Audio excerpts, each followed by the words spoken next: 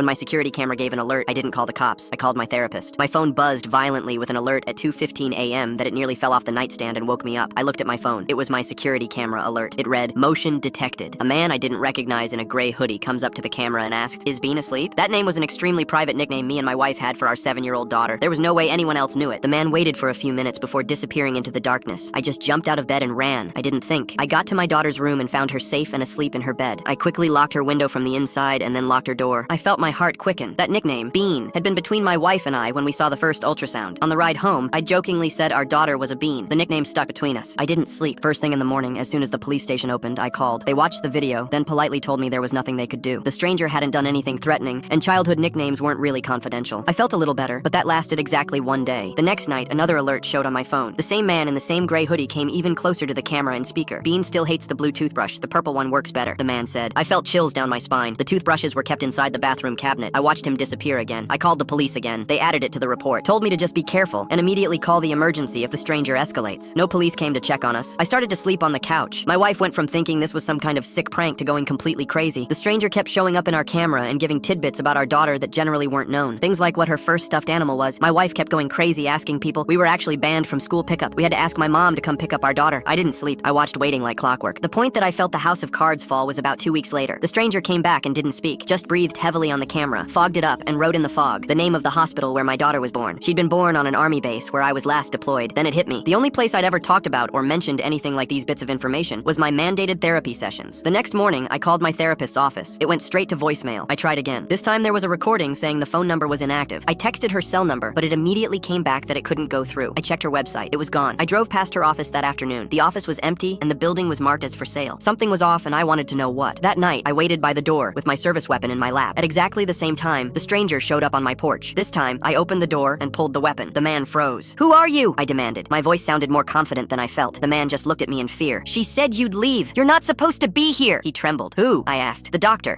"She said I could see my kid if I followed all the rules and did everything she told me to do without asking questions," he said. "The police came thanks to my neighbor calling." The man didn't resist arrest and just looked like he regretted life. At the station, the man confessed he had been seeing the same therapist, that he, the therapist, would pay him to freak out other clients. But when the police tracked down the therapist 2 days later, the therapist denied everything, denied knowing who we were, that she never treated any patients. The man ended up being diagnosed with delusions and held at a psych ward. The case closed and I thought it was over. But one night, my wife was tucking our daughter into bed. She looked at her mother and whispered, "Good night, Bean." We'd never told her that name. My wife asked her where she'd heard it. "Someone told me," my daughter replied. When my wife told me, I knew somehow that this wasn't over yet.